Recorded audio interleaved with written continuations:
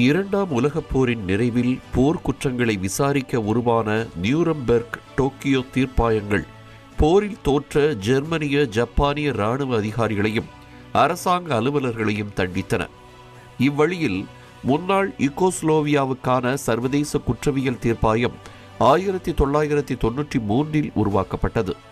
அடுத்து ருவாண்டாவில் இடம்பெற்ற இனப்படுகொலையை தொடர்ந்து ருவாண்டாவிற்கான சர்வதேச குற்றவியல் தீர்ப்பாயம் 1994 உருவாக்கப்பட்டது.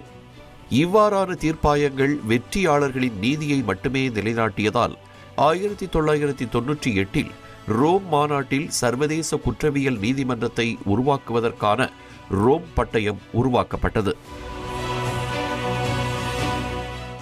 இந்த தீர்மானத்திற்கு 120 நாடுகள் ஆதரவாகவும் அமெரிக்கா, இஸ்ரேல், சீனா, ஈராக், லிபியா, ஏமன், கட்டார் ஆகிய 7 நாடுகள் எதிராகவும் வாக்களித்த நிலையில் 21 நாடுகள் வாக்கெடுப்பில் பங்கேற்காமல் விலகி நின்றன.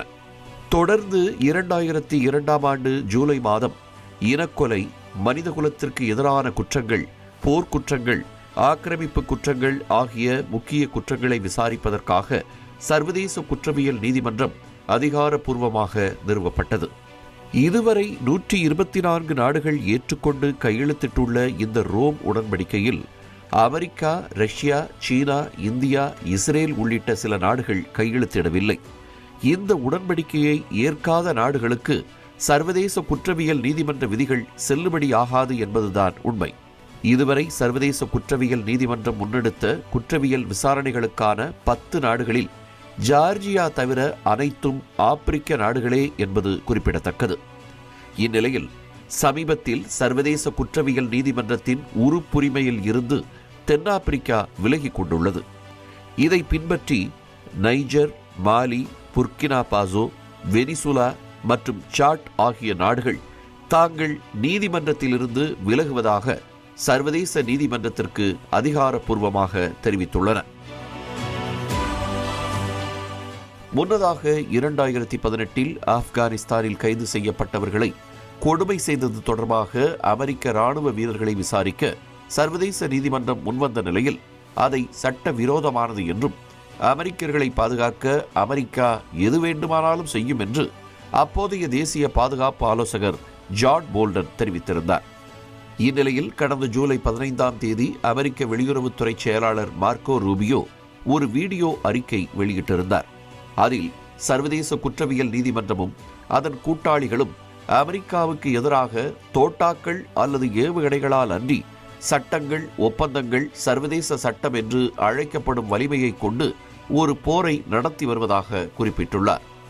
இதையடுத்து மேரிலாந்தின் கேம்ப் டேவிட் பகுதியில் உள்ள அமெரிக்க அதிபரின் ஓய்வு இல்லத்தில் நடைபெற்ற அமைச்சரவை கூட்டத்தில் பேசிய மார்க்கோ ரூபியோ, சர்வதேச நீதிமன்றத்தை எதிர்த்து நிற்கும் அமெரிக்காவின் முயற்சியில் பல நாடுகள் இணைந்துள்ளதாகவும் ஏற்கனவே 5 நாடுகள் சர்வதேச நீதிமன்ற உறுப்புரிமையிலிருந்து விலகும் நடவடிக்கைகளை மேற்கொண்டுள்ளதாகவும் தெரிவித்துள்ளார். மேலும் தமக்கு எதிராக சர்வதேச நீதிமன்றம் எந்த நடவடிக்கையையும் எடுப்பதற்கான அறிகுறி எதுவும் இல்லை என்று கூறிய அதிபர் ட்ரம்ப் அதற்கான சாத்தியக்கூறுகள் இருக்கலாம் என்பதையும் ஒப்புக்கொண்டுள்ளார். ஏற்கனவே சர்வதேச குற்றவியல் நீதிமன்றத்துடனான ஒத்துழைப்பை கட்டுப்படுத்தும் சட்டத்தையும் அமெரிக்க நாடாளுமன்றம் 2002 நிறைவேற்றியுள்ளது. ஹேக் படையெடுப்பு சட்டம் என்று அழைக்கப்படும் அந்த சட்டம் சர்வதேச குற்றவியல் நீதிமன்றத்தின் சார்பாக தடுத்து வைக்கப்பட்டுள்ள அமெரிக்க அல்லது நேச நாட்டு அதிகாரிகளை விடுவிக்க தேவையான மற்றும் பொருத்தமான அனைத்து வழிகளையும் பயன்படுத்தும் அதிகாரத்தை அமெரிக்க அதிபருக்கு வழங்குகிறது என்பது குறிப்பிடத்தக்கது. தமிழ் ஜனம் சேனலை சப்ஸ்கிரைப் பண்ணாம பார்த்துட்டு இருந்தீங்கன்னா மறக்காம சப்ஸ்கிரைப் பண்ணிடுங்க.